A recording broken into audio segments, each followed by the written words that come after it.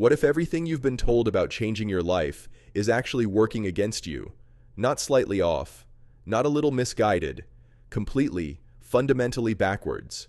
And the worst part is, the more motivated you feel right now, the more likely you are to fall into the trap. Stay with me, because in the next few minutes, I'm going to show you something that most people never figure out until it's far too late. Let's start with a question. Think about the last time you genuinely decided to change something about your life. Maybe you wanted to get in shape. Maybe you wanted to fix your finances, improve your relationships, or finally chase that thing you keep putting off. You felt it, right? That burning sensation in your chest, that clarity, that moment where you thought, okay, this time is different. This time I'm really doing it. And then what happened? For most people, the answer is uncomfortable. Life got busy. The motivation faded. Old habits crept back in. And slowly, without even noticing, you ended up exactly where you started. Maybe even further back. And here's what really stings. You didn't fail because you're lazy. You didn't fail because you don't want it badly enough. You failed because nobody ever told you how change actually works. Here's the truth that changed everything for me, and for millions of people who've actually managed to transform their lives in a real and lasting way. Motivation is not the engine of change. It's the spark. And sparks burn out. Think about a car engine. You need a spark to start it, sure, but the spark doesn't keep the engine running. Systems do. Fuel does. Mechanics do. Your life transformation works exactly the same way.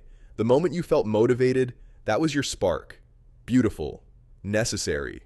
But temporary by design. The people who change their lives aren't the ones who feel the most inspired. They're the ones who build the right structures around themselves before the inspiration disappears. And it will disappear. Every single time. That's not weakness. That's biology. So what does the right structure actually look like? Let me break this down into something you can actually use today. The first thing you need to understand is the identity gap. Right now, somewhere inside your mind, you have an image of who you are. And separately, you have an image of who you want to become. The distance between those two images is what we call the identity gap. And here's the problem. Most people try to close that gap by changing their behavior first. They try to act like the person they want to become without actually believing they are that person. And the brain fights back hard. Your subconscious mind is extraordinarily loyal to the identity it already holds. When your behavior doesn't match your self-concept, your brain creates friction. It feels fake. It feels forced. And eventually, it snaps back like a rubber band to whoever it thinks you really are. The people who succeed don't start with behavior. They start with identity. They make a decision, a real one, that shifts how they see themselves at the core level. Not, I'm going to start exercising, but I am someone who takes care of my body. Not, I'm going to try to save money, but I am someone who is financially responsible. It sounds like a small shift. It is not. That single rewiring of identity changes every decision you make from that point forward. Now here's where this gets really interesting, and where most advice completely falls apart. The second piece is what I call the invisible architecture of your environment. You can have the strongest identity shift in the world, but if you walk back into the same environment, with the same triggers, the same people, the same daily rhythms, your old self will start reasserting itself almost immediately. This isn't motivational talk. This is neuroscience. Your environment is constantly sending signals to your brain. The apps on your phone, the food in your kitchen, the people you spend the most time with, the physical layout of your workspace. All of these things are cues. And your brain is a pattern matching machine that responds to cues automatically, often before your conscious mind even realizes what's happening. This is why so many people can go to a retreat or a seminar or have a life-changing conversation and feel completely transformed in that moment, only to slowly revert to their old ways within a few weeks of returning home. The environment pulled them back. It always does, unless you deliberately redesign it. So the question becomes, what does your environment need to look like for the new version of you to thrive? Not survive. Thrive. What friction do you need to add to your old habits? What friction do you need to remove from your new ones? Who needs to be around you more? Who, honestly, might need to be around you less? These aren't easy questions, but they are the right ones. The third element is the one that separates the people who transform their lives from the people who perpetually try to transform their lives. And it has nothing to do with discipline or willpower. It's about how you handle the inevitable setbacks. Every single person who has ever changed their life in a meaningful way has had moments where they fell back into old patterns. Every one of them. The person who lost 50 pounds had days where they ate terribly.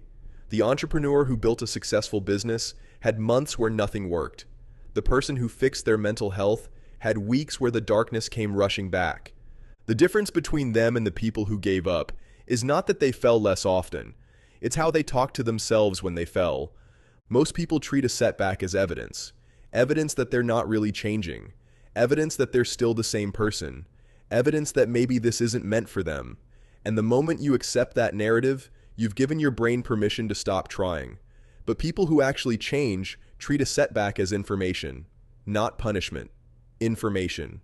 What triggered this? What was I missing? What does this tell me about what I still need to adjust? That shift in framing is not just philosophical. It literally changes the neurological pathway your brain uses to process failure, which changes whether failure pulls you deeper into your old patterns or pushes you forward into your new ones. Now I want to talk about something that almost nobody discusses when it comes to life change: the grief.